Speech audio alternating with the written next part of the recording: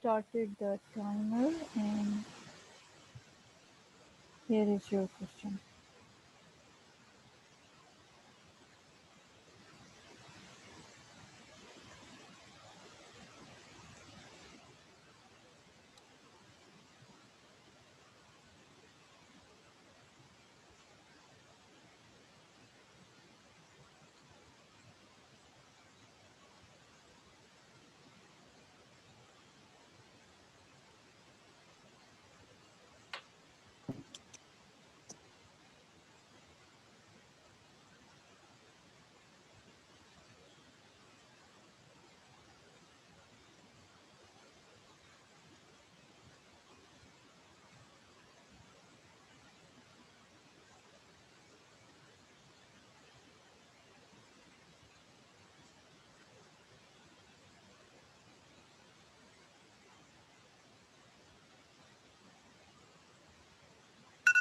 Right. If you have read and understood the question, kindly begin your communication station now.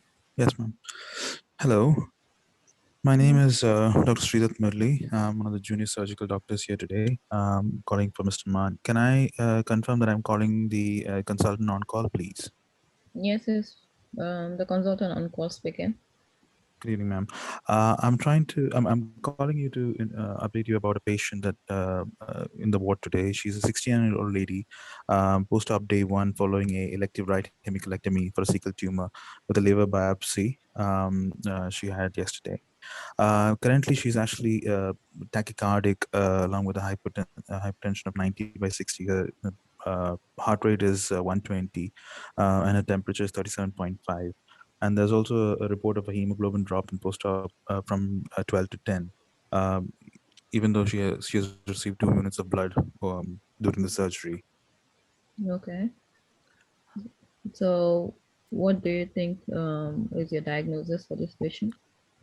Ma'am, actually, I think the patient is actually a little dehydrated. Her urine output is a little low. It's only around 10 to 20 mils in the last per hour in the last 8 hours. And I can check her notes, and I can see that she's only received around 1.1 liter of normal saline. I think she's a little dehydrated, so I'm gonna start her on some research. I mean, on some fluids urgently, Okay. So, and I'll what do you? monitor the output accordingly. Okay. Start resuscitating the patient with 1 liter normal saline. I'm going to monitor the urine output and see if the vitals are improving in the next 1 hour. And I'll call you back and update you regarding that if she's improving with that with my management. Okay. So, how about? If she's not improving, I'll have to consider transferring her to the HTU. I'll also get an ITU input on her as well. Okay. So that's all right. So, do you think the patient is bleeding? Because from what you've said.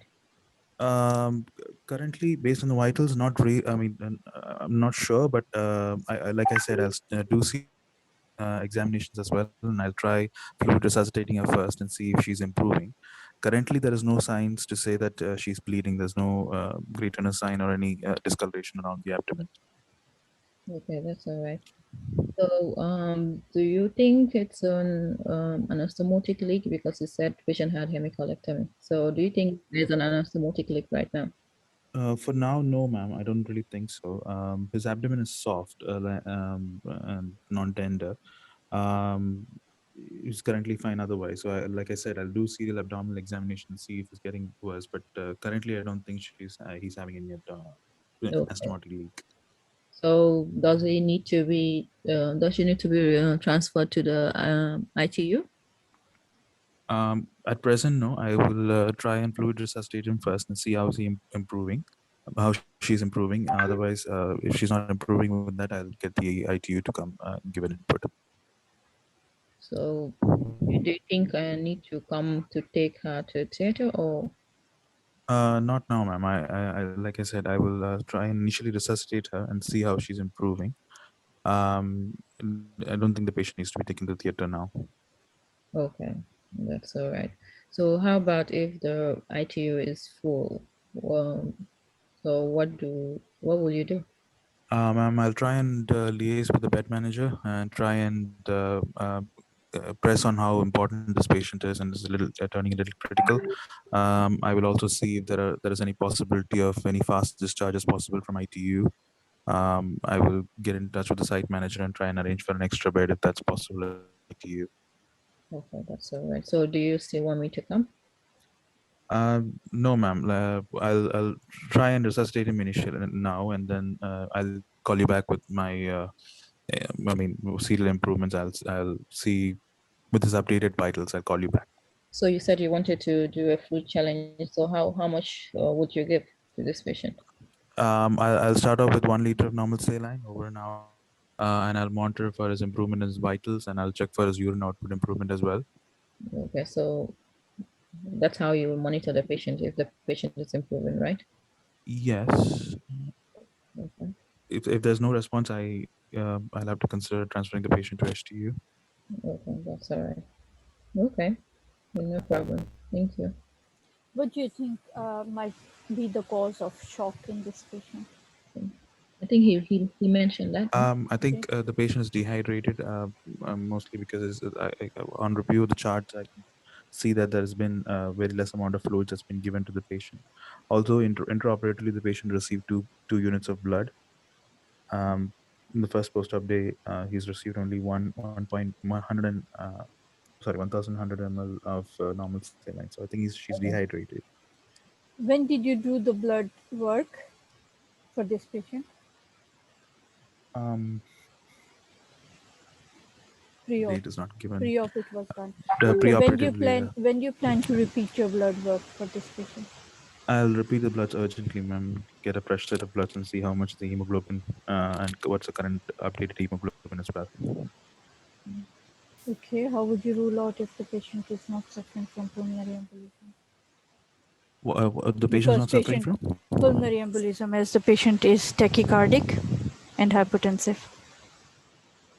And the oxygen saturation is not given. Good. Granted, pulmonary embolism You'll do is. that. Yes. Yeah, I will check the oxygen saturation. Pulmonary Yes. embolism is a possibility because the patient, but she's only 1 day post-op and he is immobile. I will check the file if the patient has been given any post-operative Clexane, and Okay, I will good. check if he's CT. having any Yeah. calf tenderness. Oh, CT, and I'll calculate the well score and plan for a CT pulmonary angiogram. Good. And you look for the dead stocking as well. Yeah, I'll check for the dead Okay. stockings and I'll check for if the patient is awake. I can check for calf tenderness as well.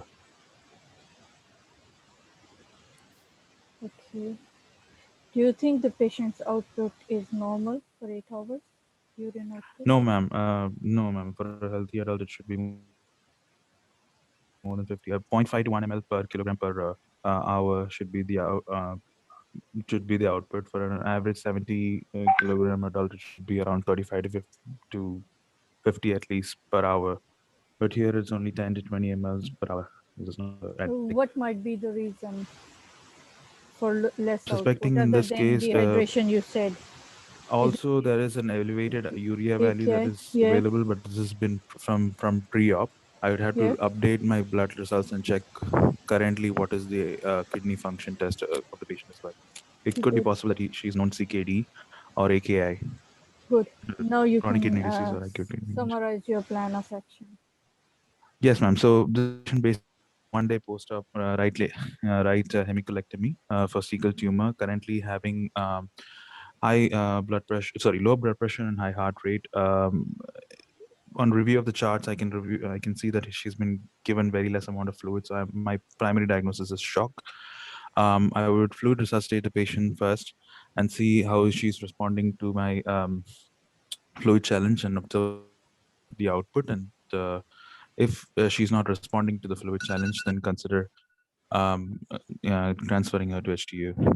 Good. Who is the consultant for this case? Okay. I think Mr. Mann, Yes. it's not Okay. given. Good. Good. It's not given here, but that you'll pick in the pre-preparation room in the preparation day. Okay. Good, Okay. Dr. Fatumata. Yes, give feedback. It's good. So yeah, he's very good. He Yes. covered everything, and then he's really good. Thank you. Yes. Dr. Abhishek is here as well. We should see. Yes. Dr. Abhishek, would you want to add anything? You joined from the middle, so. Yes, Dr. Sridhar, it was very good. You've covered within the given time, and that was one of the, because yesterday we did with the patient. Today we have more of the calling consultant, Yes, because ma'am. there'll be two types of communication skill stations in this exam even. So both types we should practice. What Ma'am, are and the you saying? traditional, I just had a doubt. Traditional notes is given 1 liter of normal saline over 1 hour.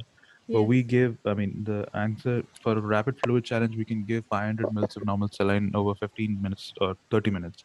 yes, that's It's all more or you less the have to. same thing, more or less the same thing, but Yeah, but then you have to observe every 15 minutes as well. okay. So what Dr. Abhishek has to Ma'am, say? yeah, Yes. in this regard, actually, when a patient comes, like a post-op patient, you are to manage the patient according to the CRIS protocol. First of all, the NHS, the CRIS protocol one, it says, like, if the patient is hypotensive, then clear cut 20 ml per kg over 15 to 30 minutes. And if the patient is normotensive, but it will be 10 ml per kg over 15 to 30 minutes. Hypotensive. So, yes, no. If the patient is normotensive, ma'am, like blood pressure is normal, the Yes. patient is some kind of unwell postoperatively, then it will be the fluid challenge would be like, or resuscitation would be for this patient like 10 ml per kg over 15 to 30 minutes. And if in this scenario the patient is hypotensive, so it will be basically 20 ml per kg over 15 to 30 minutes, and we will monitor the output. And we will do at least like 2 fluid challenge, and we will monitor the response. If the response is normal, then it's okay. And if it is not normal, then we're gonna call the consultant again that the patient is not responding, and I will seek advice, something like that. We will not try more fluid challenges according to the fifth one. Yes. Yeah. Clear? Everyone? Yeah. Good. Thank you. Thank you. Okay. And here is your question.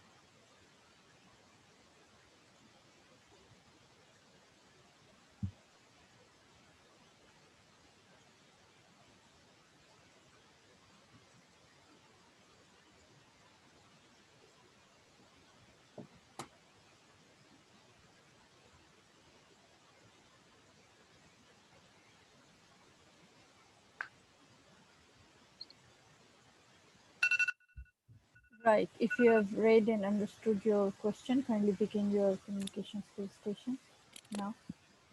Hello, I'm Dr. Jaita. I'm one of the surgical residents. I'm calling to talk to Mr. Rand, Yeah. the hepatobiliary surgeon, concerning a patient that was admitted about 4 days post-op, cholecystectomy, and then has complaints of abdominal pain. Am I talking to Mr. Mann, please? Yeah, speaking. Okay, cool. Can you please summarize your case to me, please? Good. So I present a 44-year-old female that had cholecystectomy 4 days ago, but patient just started having worsening abdominal pain, nausea, and then tachycardia. So we did an ultrasound which showed that the patient had free fluid in the abdomen, and then but the common bile duct was not dilated. So her labs showed that she has a total leukocyte count of 18, and then her CRP is also raised with a high bilirubin. So I am calling to discuss about the transfer of this patient to your unit. Right. So you're saying there's a collection in the abdomen and there's a little bit elevated white cell count. Do you think it's a collection from the surgery? Do you know what do you think the collection is, doctor? Um, hello. Hello. Yeah. What did you say? I said, what do you think? You're saying that the patient has a collection in the abdomen and raised white cell counts and CRP. What do you think the collection in the abdomen is? Yes, I think the patient has a collection from the bile, from the leakage from the cholesterol. So have the sudden onset of abdominal pain.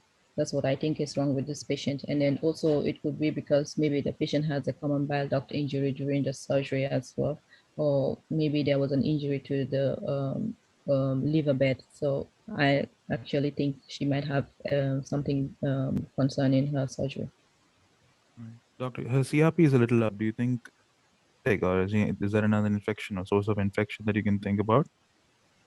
Actually, CRP is an acute phase reactant, so is an acute phase protein. So it's usually raised because of the operation, but in this case, because of all the she's having abdominal pain and she's tachycardic, I think it's because of symptoms of possibly a bile leak. So what will your management be? So I'll manage this patient according to the CRISP protocol. I will start take her blood sample for CBC to repeat the total white cell count and know her hemoglobin, and then also know her clotting profile as well. And then also I will make sure that I do an abdominal ultrasound, CT abdomen as well for her, and then also do an ERCP for her. Okay. What does an ERCP stand for? Good. And what do you? It's endoscopic retrograde cholangiopancreatography. That's what it stands for. It's an Yeah. X-ray done. It's like an X-ray done to know whether the common bile duct injury. So it's been passed, and then a dye has been passed into the ampulla, so that if there is an extravasation of dye, then this shows you that there is a leakage. Actually. Right. Is this urgent? Do you think it can be done tomorrow, maybe? Right now, I think the patient could be reviewed, and then I'll start my resuscitation. If this patient continues to get because the abdomen now it's not peritonitic, looking peritonitic, though she's having the pain and she's tachycardic. But Okay. after serial examination, if the condition changes, I could. Right. There are no beds available in my hospital right now. What do you think? How do you think we should proceed? So, how do I post? Hello? Yes. Yeah. Yeah, so I will discuss with the bed manager Good. if we could do repartition of beds, or to see if there's possible discharge of any patient that needs to be discharged. Yeah. Okay. Right. All right then. Thank you. Ask her why there is bile leak. Why What is there is what, bile ma'am? leak? Bile leak, excessive cystic duct. She told me that already. Okay. She told me that. She told two sources. She didn't say the third one. Actually, and then when you said the worsening abdominal pain, I should have said I forgot. It's looking No, there like are three sources of possible bile leak. more of peritonitic What abdomen. is biliary peritonitis? Yeah. So it's actually peritoneal inflammation to irritation from the bile product into the peritoneal cavity. So when it happens, it irritates the peritoneum, causing biliary peritonitis. And Is doctor, you there? mentioned two ways of bile leak. Can you mention the third one as well? Possible bile leak. It could be because of perforation. It could be because of the trauma, or it could be just because of the from the maybe spontaneous perforations from the extrahepatic ducts or something. Okay. Do you think there is a drain in situ? What would you do with the drain in situ? I will examine the drain. I will see the content of the drain, and then also know the amount as well to see And how much has been drained. If there's a drain, how does it change your management?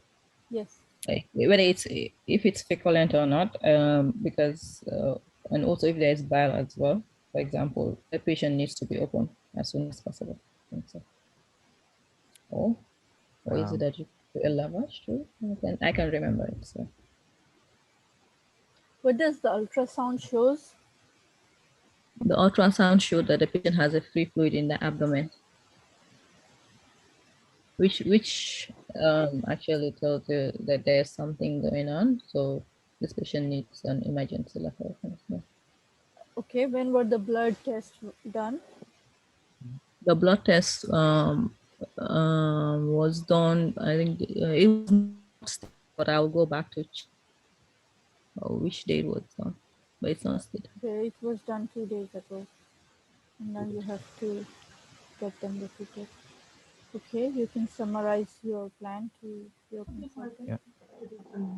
So I present a 44-year-old female that had a cholecystectomy done for her 4 days ago, and then has this worsening abdominal pain, and then tachycardia with free fluid in the abdomen with no common bad luck dilatation. So her white cell count is being raised, and her CRP is also raised with bilirubin. So I am going, my assessment is possible common bile duct leakage with possible maybe peritonitis. So I'm going to do according to the CRISP protocol, and then make sure she's stable for transfer, and then the bell has rung. Okay, good. Bell has gone. Yes, Dr. Sudha, can you please give the feedback first? The answer to the question that I was asking is She didn't know. cystic no, I said I didn't know. cystic stump leakage. That was what I was actually Yeah. saying. The three sources is CBD, injury to the liver bed, cystic stump, clips, slippage, and any aberrant or abnormal anatomy, which causes bleeding from the abnormal bile duct. Yes, and Dr. Abhishek is right. There are more questions in Sing notes. Basically, that question with regards to the biliary drainage. What the answer is, you have to check op notes and see if there is. The answer is that I'll check the op notes and see if there is a drain in situ. Then I will correlate that with the the ultrasound findings. There is an abdominal collection, but there is no bile leakage through the drain, so that will change your management. Okay. So you will have to do either an ultrasound guided drainage, a separate ultrasound guided drainage, or a repeat CT at the anatomy as to why there is a collection. Okay. That's all. Yeah. Good. Hello, ma'am. Can I add something? Yes, Yep. please, of course. Okay. So It's for the according to this betterment of statement, everyone. yeah. Yes. Dr. Fatumata, you did really great. You answered accordingly. But the fact is here, maybe in examination scenario, there may be a drain, and the drain contains bile fluid. And the management regarding the drain and that's clearly written in the Sing notes. You can check that over there, first of all. Like if there is any drain, you just monitor the drain output. If there is any evidence of peritonitis, then you go for the ERCP and stenting and laparoscopic lavage, and then just remove the stent after 6 weeks through a repeat ERCP. And if there is no drain and patient is still not peritonitis, so then you can just do an ultrasound guided drainage and monitor out and all the things. So if the drain is, there is a demarcation. If the drain output is more than 200 ml per day, then you're going to do the ERCP or the definitive management like open and the Colonoscopy, something like that. It's also written over there about the management. And whenever Dr. Sridhar actually asked about like, is it urgent? You answered, as far as I can remember, like you'll just monitor the patients accordingly. Like the answer was line, like the patient may get peritonitis and may get septic, something like that. You could answer that, I guess. And other than that, you answered everything. And one more question may be asked, like the importance of calling to the consultant. Like I am calling the consultant because ERCP is not available in my hospital, and patient may need an ERCP for two purposes. At first, if there is any leakage, or we can insert like a stent, something like that, or just do the tabulotomy and remove our something like that. Is important also. And other than that, you definitely scored a good point. And you could just add these things. Yeah, I must see that. that's from my yeah. About the ERCP, I think my eyes just jumped that one. No, I was. I Very mean, good. it's a very mean station. I had to ask some stupid questions, but That's all uh, right. she was It's for really good. betterment. Yeah, so In fact, Dr. Sirdat, your thanks. role playing as a consultant was superb. Thank you. Even the tone, the voice, the way you put forward the Really questions, it good. was yes, it was superb. Yeah. Yeah, So even she felt it. So yeah, every scenario regarding like about the phone call and everything that are quite similar, like 90 to 95.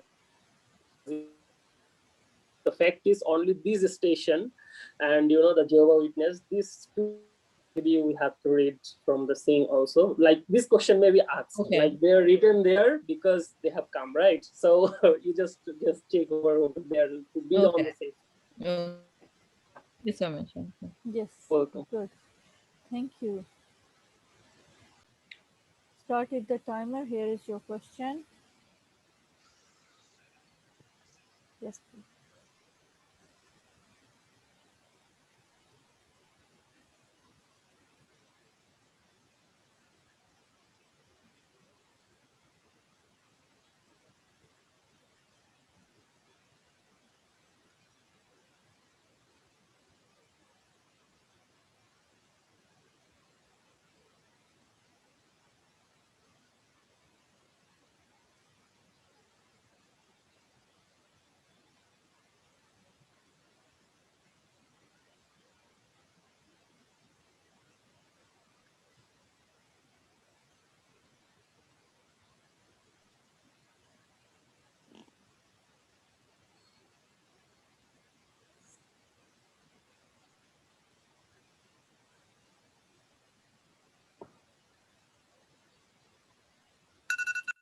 Yes, if you have read and understood the question, kindly begin your history taking station now. Okay. Hello. I'm calling to speak to Mr. Mann, who's a vascular Yes, consultant on call today. yes, I'm speaking. How may I help you today? Sorry to bother you at this time. I'm calling because I want to refer a lady for your care. She is 54-year-old. She's presented with abdominal pain diagnosed as mild diverticulitis. Okay, doctor, may I know who am I speaking to? I'm sorry. I'm sorry for that. It's okay. My name is Muhammad Zaid. I'm one from hospital. Okay. Yes, Yes. how may I help you, Mr. Zain? As I old lady for your care. She is for Network. as diverticulitis, admitted for conservative management. On today, she have anemia and pulseless. ACG show she has Okay, so do you think that you have patient with acute limb ischemia and metabolic acidosis? Do you think, yes. Dr. Zain, it's urgent? Can we send it tomorrow, morning instant? I'm afraid to see that the patient is the case is urgent and we couldn't wait because this is a critical ischemia. Okay, okay, you're right. So before we can transfer the patient, as you said that the patient has atrial fibrillation on ECG, have you consulted or do you need to consult your cardiologist before transfer? Yes, a patient already need cardiologist, but is not emergency. She will need cardiologist review in your hospital after you see the limb because there is a critical limb ischemia and maybe she lost her limb if we delayed to wait for cardiologist to review here. Okay, so you want to the cardiologist opinion later. Yes, And yes. so, Mr. Zeb, why do you think the patient is having metabolic acidosis and hypokalemia, as you said? Maybe a patient have compartment syndrome due to limb ischemia. Maybe she is also diabetic and is metabolic acidosis. Okay. So can this be due to its diverticulitis? And if there is an abscess, what do you think of the abscess and the diverticulitis? Do you guys need to do something for that? She already came in our hospital and she responds well to conservative management in terms of antibiotic and analgesia, and the abdominal is soft, not tender or guarding. At the moment, Okay. she is stable. Okay. So have you guys cleared him from your general surgical point of view? Like, have you ruled out other abdominal causes which may cause metabolic acidosis, like if it is mesenteric ischemia or other causes Yeah, of? mesenteric ischemia is one of our differential diagnosis, but at the moment the patient is stable and abdominal is soft. I will keep my eye on it. Also serial examination. If there is anything happen, I will review it. Okay. So, Mr. Zev, what is your plan of management after the Uh, transfer, before the transfer of the patient? I will do for patient ECG again. I will try to correct hypokalemia. Repeated Okay. X-ray. I will insert polycatheter, give her antibiotic, and I will also keep it on oxygen.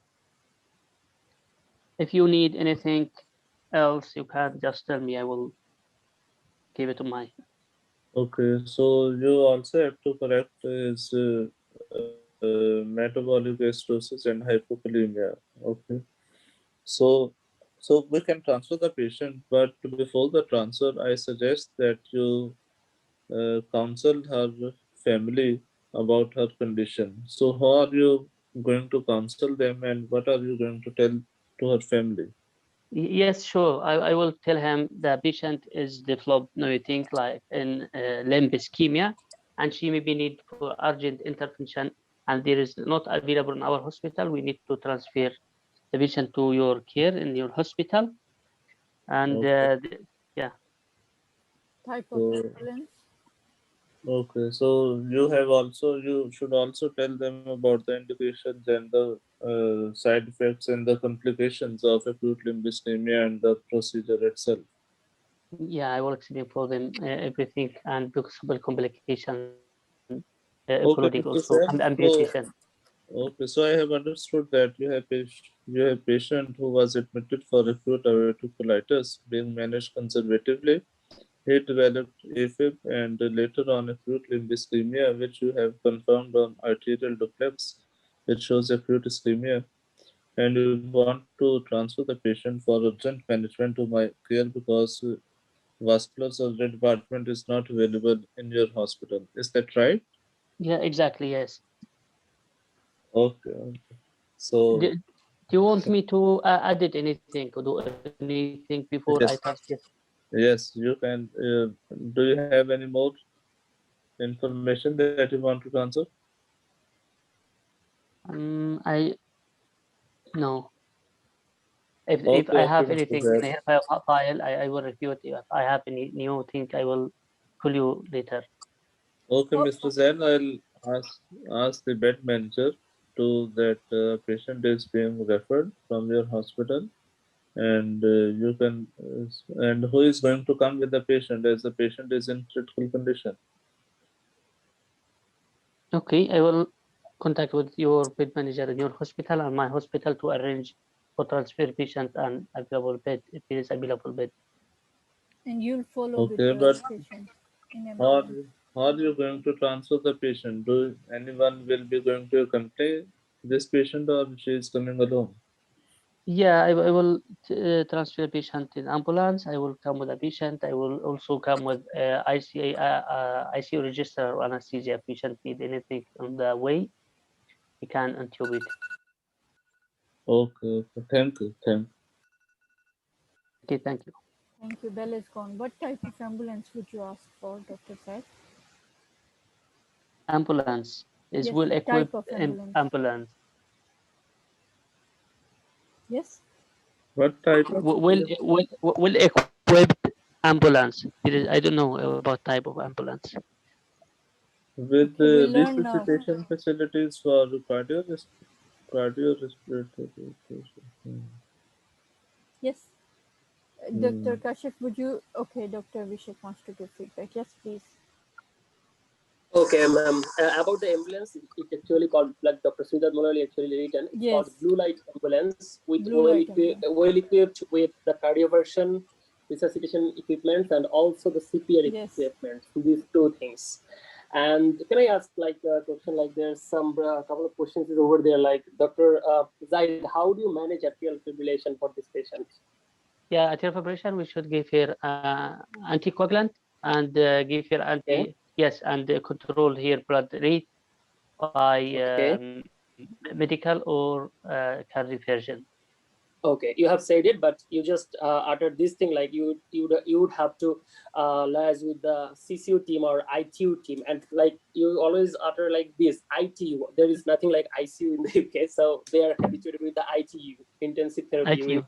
Okay, and another thing is like what type of anticoagulant and what may be the dose you would give to the patient? I will give here heparin. The Which type of heparin? Heparin, unfractionated heparin. Yes, for this patient, that would be unfractionated heparin. Like it has a rapid onset of action. Otherwise, another question is there: how do you manage this ischemic limb? What may be the plan of management? Plan of management maybe need for graft or bypass. Sorry? You have to tell in Maybe more elaborative. graft. Yes, more elaborative. Ma'am said it. Like what are the options available for you to manage his ischemic limb? So hard ischemic limb. Yeah. So as it is, okay. You mean what's the option for treatment of limb ischemia? Management, yes, acute limb plan, ischemia. yes. Management of acute limb ischemia. Yeah. It could be, firstly, I will manage according to EBC, and I will manage the limb ischemia by embolectomy or graft or bypass. Okay, and like another option is also available if the limb is necrosed or that there is tissue loss. Amputation. Yes, so answer fully. It will give you more marks. Okay, that's amputation. Because it's your patient and you have to give complete management plan. Yeah. And Dr. Kashif asked you as well. So what would be your plan of management? So most of the answers he was plan giving management you means the principle of management. Yeah. Yeah. I know I don't do it well. You know why? Because I didn't have all information here. I try to go back to the notes and here and to collect and then we can practice this again. Yeah. Yes, because when Dr. Kashif was asking you, most of the time he was giving out information to you as well. I was thinking that he should ask only his consultant, but he was giving you, like he told you, who am I talking to? So you forgot to introduce yourself. So he reminded you kind of. I'm lost between the information here in question and in the notes. That's all right. You can read more from here. I've written the reference, and they are in our traditional notes as well, same notes. So you can read more from there as well. Yeah. Very good. Dr. Kashif, you want to give any feedback? Yeah. This time he was a little bit haphazard, nervous, and initially he was otherwise he was good, and he gave most of the information correct and to the point. Yeah, good. And, thank you. That's good. Yes. That's good. That's good. Thank you. Thank you. What? Okay, here is the question, and here is your timer is on.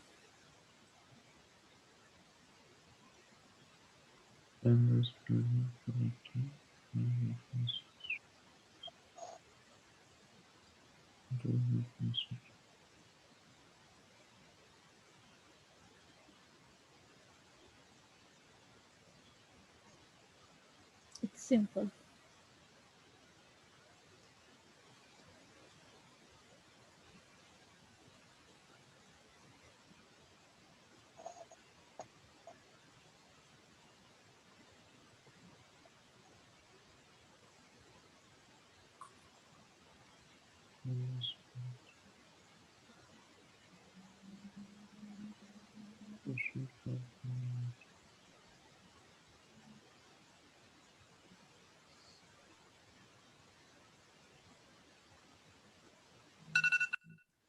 So if you have read and understood the question, kindly begin your communication skills session now.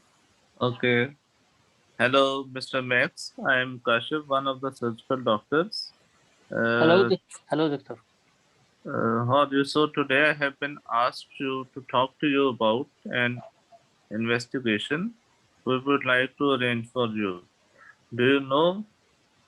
Can I ask you what do you know about this investigation so far? Yes, doctor, I have a problem. There is a blood in my stool for the last 2 months. And Okay. doctor sent me here. He said that I should do camera scope. Yes. Good, Yeah. good. Yes. So I'll tell you in a little bit more detail about the investigation. This is called a colonoscopy. So it is, it is, this is called colonoscopy. In this procedure, we pass a small camera which is attached to a long tube through the back passage of your gut from where you're having bleeding and bleeding for past 2 months. So in this way, we can be able to see the inner lining of your rectum and your large bowel and up to the whole of the large bowel. And this is a very useful investigation. It helps us to identify if there are any abnormalities in your gut, and at the same time, we are able to take samples for to see under microscope if there are any tumors or any other abnormalities present in those samples. Do you understand what I have to tell you so far? Yeah, I understand, but it look embarrassing to put something in my back passage. And there is any way to do it without this procedure, or? Yes, Mr. Max, there are other ways, but I feel that they are not as effective as a colonoscopy. Like there is also available the virtual colonoscopy in which we do CT colonography. This involves CT scan of the gut with, and in this way we can see that if there is a mass or a tumor present in your gut. So, but again, if there is an abnormality visualized on CT, we'll have to go with colonoscopy to take tissue samples. Oh, So, in this way, the colonoscopy is the ideal investigation to look and to investigate. okay. It looks this is the best option for me. Yes, you are right. It is the best option, and it gives good results. Do you want? Okay. Okay. Should I awake or this procedure, or I should sedate it before? I don't know. You can explain for me, please. Yes, the colonoscopy we perform is under sedation. In this, we give you a light sedation which will help you to sleep and also make you forget the procedure, maybe wholly, so that it will be a little discomfort, but there will be no pain to you. And additionally, for this point, I would suggest that uh, you should take someone with you who may accompany you back to your home, because you will be under sedation, and it's not advisable to drive for you until you are out of anesthesia, until you are out of sedation. Okay. You mean I will go to my home in the same day? Yes, if you are comfortable and your examination findings are normal, we'll be able to send you home the same day. Okay. I need to do anything before procedure, or just come from home at morning and go to. Yes, Mr. Max. Mr. Max. I was just going to explain it to you. and the pre-operative, the pre-investigation and the post-investigation, and if there are any risk factors. So pre-colonoscopy will give you a whole pack and instruction material, and you have to start preparation with that instructions. And the details are given in the booklet, but I'll tell you in a little bit that after before 2 or 3 days before the procedure, you have to cut out on your solid foods intake.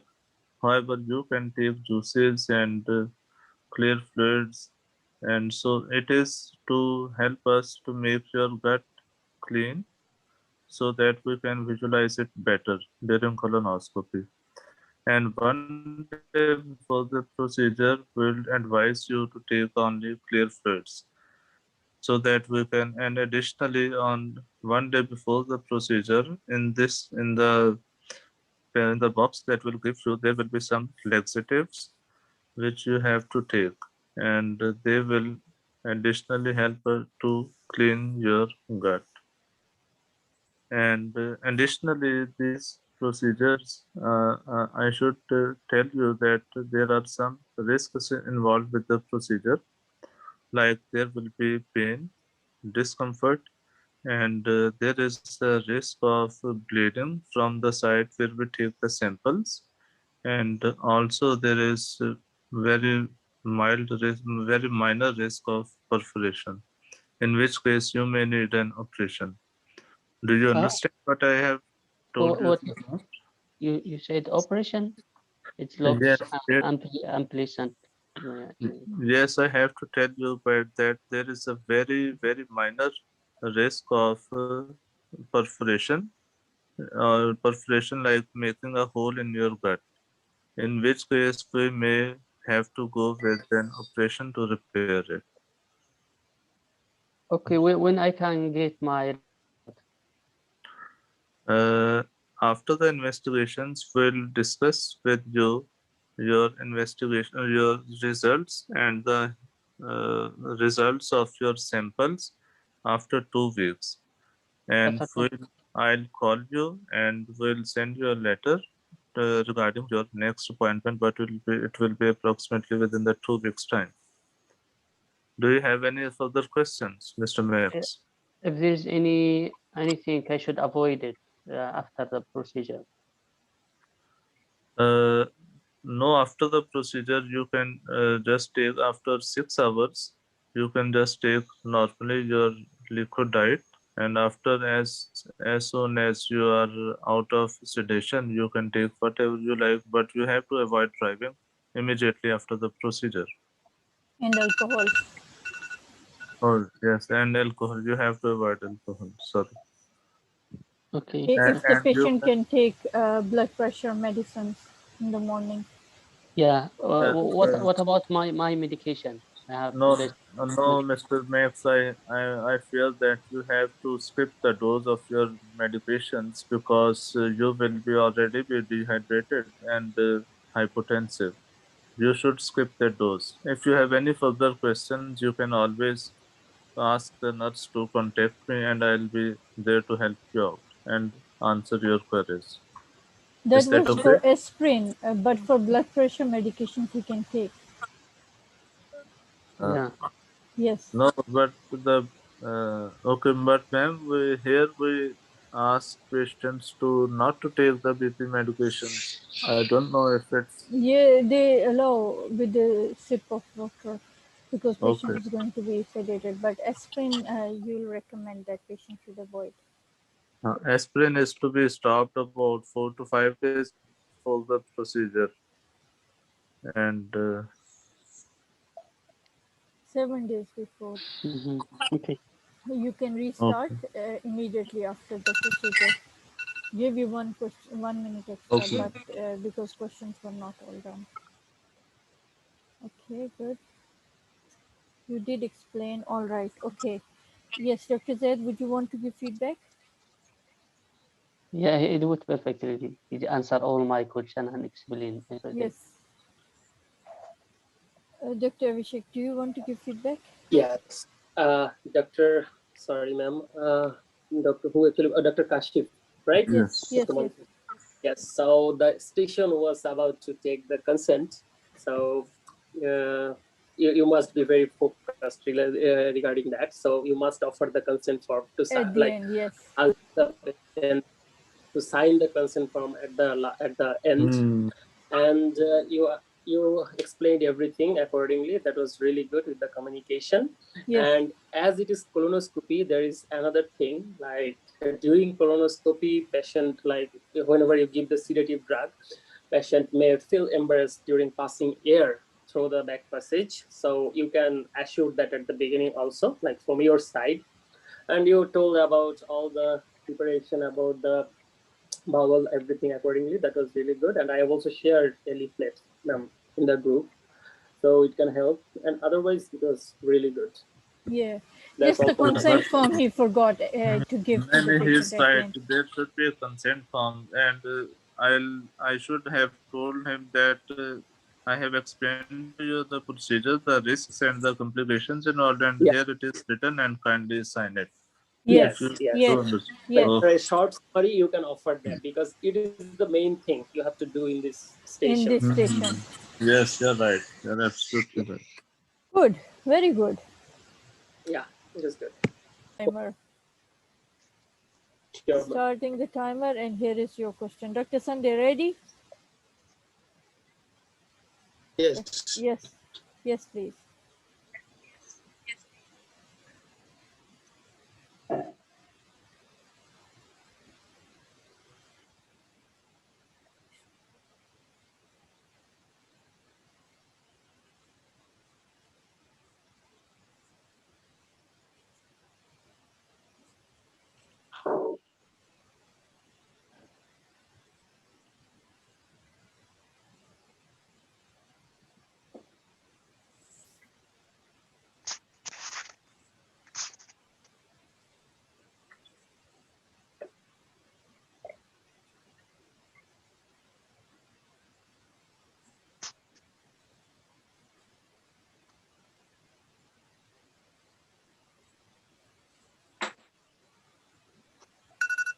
Right, if you have read and understood, kindly begin your communication Yes. station. Okay. Hello. I'm Dr. Sunday, one of the surgical doctor. Can I Okay. just confirm your name and age, please? Doctor, I'm Robert, 59 years old, doctor. Nice to meet you. So I understand that you are expecting my consultant, but I'm sorry, he's busy now and he asked to see you. Is that okay? Okay. It's all right, doctor. Okay. Yeah. Okay. So I'm here today to discuss with you regarding the procedure you go for. So, and before I do that, can I just ask you, what do you know so far about the procedure and why you are doing the procedure? Oh, yeah, doctor. Actually, for the first few days, I'm having some difficulty in taking food, and I just keep salivating all the time. And the doctor, actually, your consultant actually suggested that I should go through a test that is called OGD. And that's why I'm just waiting here to know more about the details, doctor. Can you please tell me more? Yes. So I'm so sorry. I know that must be hard for you. So especially with your Okay, doctor. Thank you. So yeah, like you said, the test is called OGD. So it simply means that we are doing placing a flexible tube, with a camera at the end of the tube. So the camera, there's a camera at the end of the tube and lighting. So you're going to pass the tube from your mouth through your food pipe. Oh. Do you understand? Okay. So yeah, that's scary, doctor. Yeah, I understand. So then from there, we pass it down to your stomach and to your bowel. So with this tube, the camera will relay the image in real time onto the screen so that we can see everything. So if there's any lumps and bumps along the way or anything that seems abnormal, we can see it. And also we'll be able to take sample of this thing and send it to the lab so that we can understand it better, what is it, and how we can treat it. Do you understand? Yeah, I do understand, doctor. But I'm feeling scared about that, like through my mouth. Oh my God. Yeah, I understand your concern, but this is a routine procedure and it's relatively safe. of course. Okay, just one question, doctor. Like, Yes. will that be painful? I'll feel anything during that procedure? So about that, so what you usually do is this: we are going to sedate you. So we are going to give you some medication that will relieve the pain and also sedate you, so you won't feel anything. But I must warn you, these drugs can make you feel dizzy and make you feel somehow weak. So, and because of that, maybe. Okay, continue. What do you want to say? Yeah, you just give me some drug, like the sedative drug, right? Yes. Oh, okay. So okay, can I continue? Yeah, sure, please. Okay. So now, because of this, we will before the procedure. There are some things that you need to do before the procedure and on the day of the procedure and after the procedure. So, but okay, first, doctor, actually, I have one more question. Like, okay. Your consultant actually told me that he will do that, like, after giving something called general anesthesia. So you're talking about the sedative drug only. So can you please clear that for me? Yes, that's fine. So basically, so it's of two types. So some people, they like to be awake while we are doing it. So just give them light sedative. Whereas some people, they prefer to sleep. So the one you just mentioned is for those who prefer to sleep. So if that what you prefer, I will arrange that. I will note that for you, and I will tell my consultants. Yes. Okay. So that's is fine. there any risk for this procedure, doctor? Yes. So like another procedure, there is always a risk. But let me just run down the risk. So the most common risk for this one is sore throat, which usually goes away about 2 to 3 days. So another risk will be, which is unfortunately, is some people do have their teeth broken. So then another risk, which is a little bit more serious, will be, like I told you, we are going to take sample of whatever we see. So during this process, it could bleed.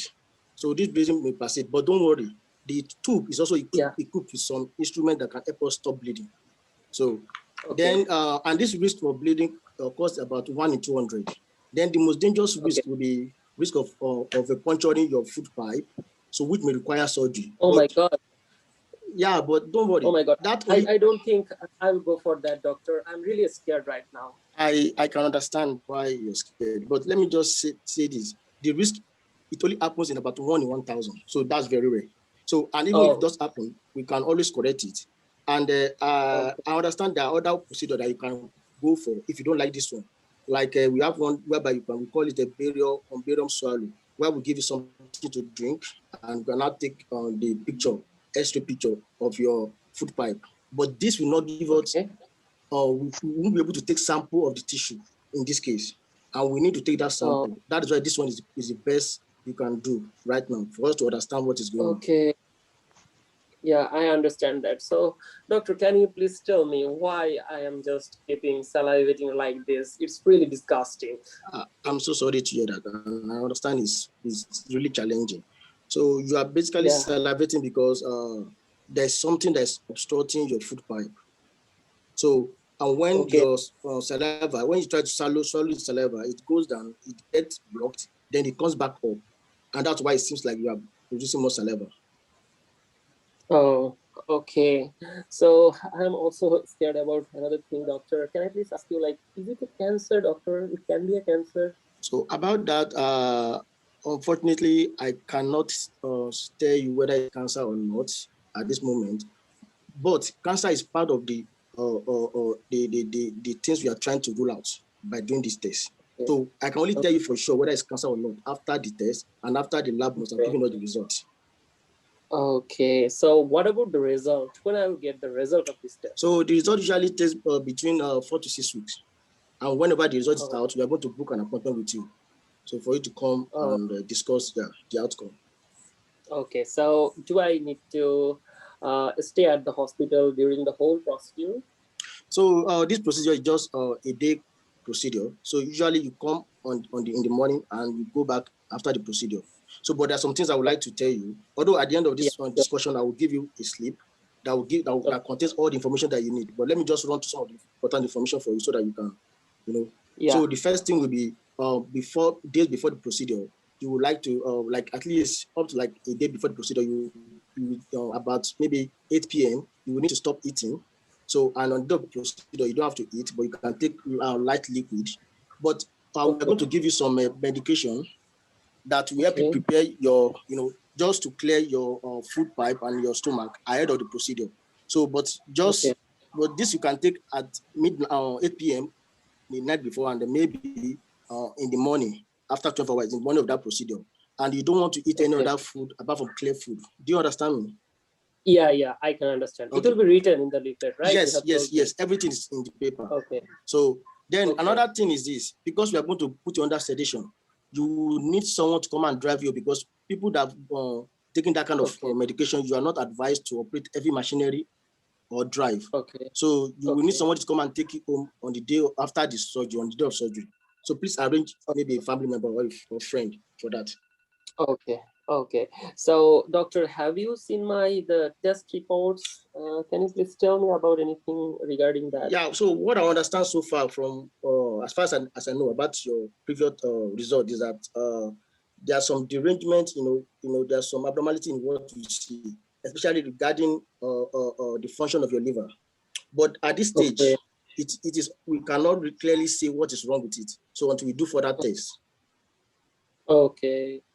So, and I'm also feeling very much weak nowadays. Okay, that's all from my side, doctor, about the questions. Thank you for eating explaining around all the time of OGT. Okay, so about the food. So like I said, you have to stop after eating the night before, about 8 p.m. before the procedure. You don't have to take any other food. Then on the morning, you can only take light liquid. And after the procedure, if there is any change of my eating habit, so usually maybe a few hours after the procedure, you'll be placed in a recovery room. So thank you for your time. So if you have any other question, please I can book another section so that we can discuss it, and you can always contact me through the notes. Thank you very much. And of course, I'll go and prepare a document for you to sign. Yes, consent for the procedure. Good. It should end with this. Yes. Okay, good. Yes, Dr. Abhishek. Very good. Well done. Very good, Hector. Regarding this station, Dr. Sunday, you were amazing. But the fact is, as it is a case under GA, maybe you could change the admission scenario for this patient, like admission before do the pre-anesthetic checkup and all the things, and so that I cross-questioned you, right? Like about the student is saying it's under GA, and you are saying about sedation. So maybe it should not be a daycare case. Like daycare case is like 2 to 3 or something like that. And for GA, it should be at least 1 to 2 days stay for this patient and do all the things, right, Dr. Sunday? Really? You get me? No. Even for GA, they send patients same day. How they do in the UK, but some GA you can do it the same day. They so, send even with GA. They send same day. The same day. You just come early in the morning. You early come in the morning. Yes. You can do that. Yeah. Then the procedure will be around but you can mention about 3-4 days investigation and pre-operative checkup. You could mention about this things. Okay. Thank you. Yeah. That's all from my side. And read the stem, brother. Good. Okay. Yeah. Thank you. Anyone else want to add? I'd like to add a small thing. Yes, it is a short GA. Yes. In the morning, the patients are admitted, and usually in the evening, they are discharged after 6 hours of observation. Yes. That's how it usually works. The second thing is, I really like Dr. Abhishek's acting as a patient as well. But after the fact that he said that, we need to put a camera in and have a look at the bowel. So when the patient gets a little apprehensive at that time, just for the benefits of all the candidates who are presenting either an endoscopy or a colonoscopy, we can explain that the size of the scope is not bigger than the size of 2 pens together. Yeah. So that it'll go down your colon. And you can describe it. And flexible scope as well. That's going to go up, your bum, and then basically, it's not going to hurt the patient as much. Yes. Good. It's a good point. Very good. Yes. Whenever the patient, you have to assure it. I have a small thing here.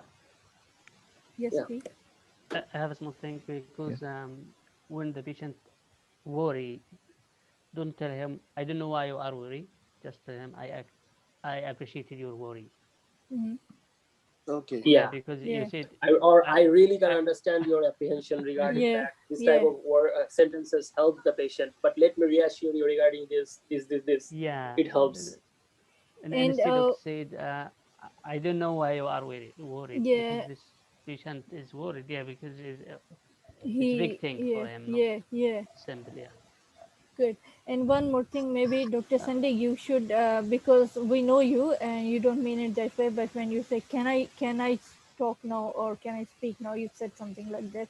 It yeah, patient can take that as an offense. Like, let the patient say or interrupt you, and if they want to detrack you, okay, then politely, but then try to use some other kind of breaking in sentence, like Okay. yeah, because if accidentally you said this during the exam, it can cost you. Yes. They might think that Okay. you're arrogant or something. This can give you negative impact. So yes, always be It was good. careful when It you're was really speaking. good. Trust me. Yeah. Sorry? No, ma'am. I was just saying it was really good. It It was was really good. good. Yes, You he had performed that. full command on his topic, what Yeah. he was explaining. Yeah. But it's just that once you utter a sentence or a word, be very careful. Think before you say it, because yeah, Okay. Yeah. You are just very fine good. tuning yourself. That's Yeah, it. yeah, that's To it. get grab the whole mark. Just 9 minutes of acting, and this can really take you to something high. Yeah. Yeah. Of Very good. course. Yes.